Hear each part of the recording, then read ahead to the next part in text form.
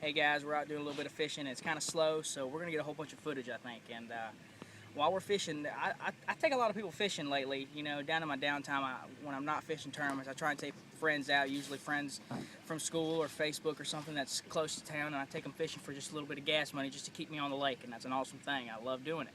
You know, I can teach people and stuff like that how to fish. And every time I take somebody, they not only, some of them don't even know how to use a spinning reel right, but a lot of them don't know how to fish a plastic worm. So I thought, you know, this would be a great thing to put on YouTube, how to fish a plastic worm properly. It's something that a lot of people probably overlook and think it's just a plastic worm. You know, there's two ways most average fishermen that fish every now and then that fish a plastic worm. They either fish it too slow, to where they're basically almost trolling, to where they cast it out and they're just chilling and just thinking about whatever's going on outside of their head, outside of fishing usually. Or they fish it way too fast, and I see it a lot with people I take. I don't know if it's exactly because I fish fast. A lot of times in the morning when I take people out, a lot of times I'm fishing fast moving baits, whether it's something topwater, crankbait, or something. Usually that's usually how I fish in the morning, you know, that capitalize on a morning bite. So I don't know if that's why, or if it's just because they just don't know how to fish a plastic worm. You know, I know that they look at me and how I fish. Even when I fish a worm, I fish it pretty fast. Like I get it out there and I keep it in the strike zone of where I think I'm going to get a bite, and then I reel it in real fast and make another cast. I'm trying to be as precise in my fishing as I can. So when I see a lot of people, I'll show you a video, a short little clip of how they do it wrong.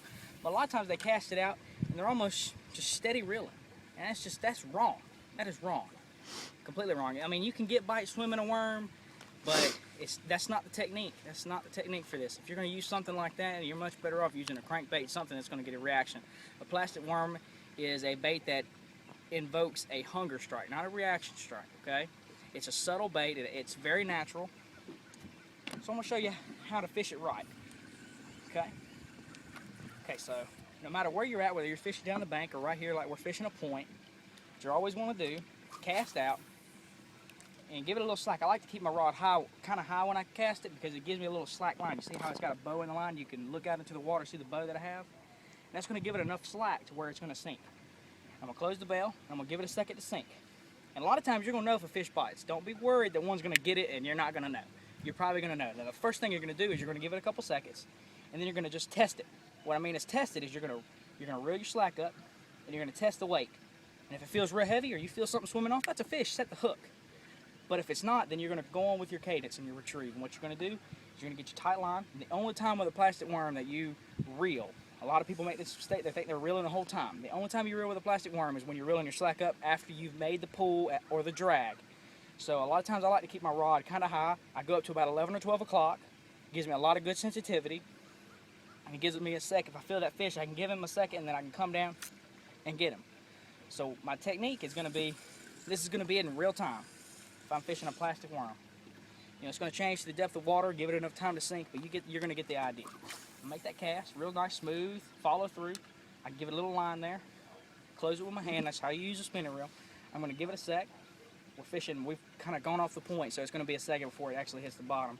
But I'm going to start my retrieve.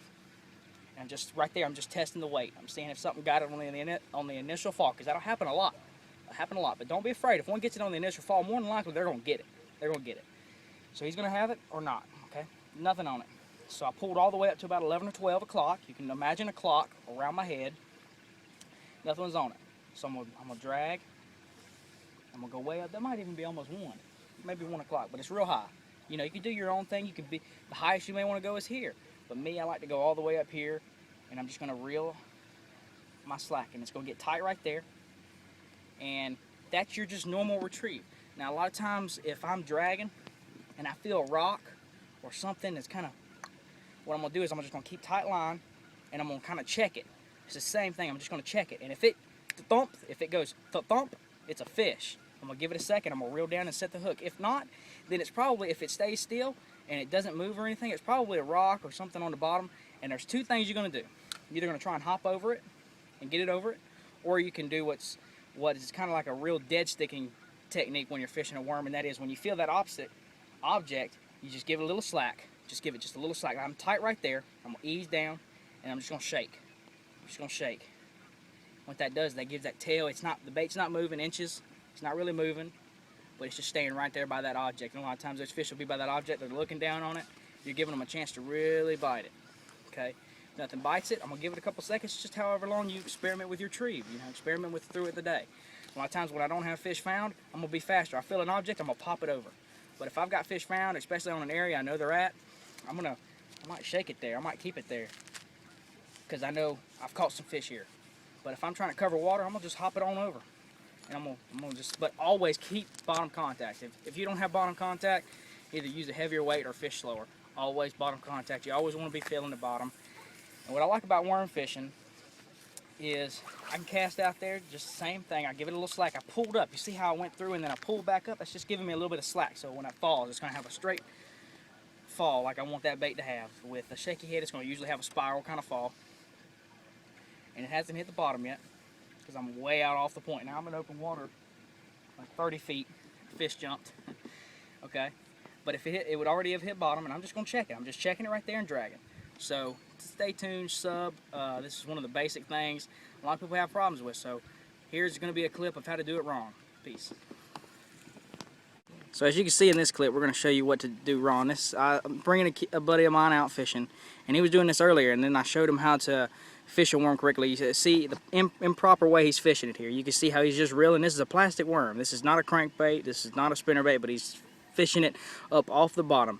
He doesn't have bottom contact, and he's just reeling. He's not really reeling up much slack. He's reeling pretty much continuously. The only slack he's reeling is when it's way up off the bottom, and that's just not the way you fish a plastic worm.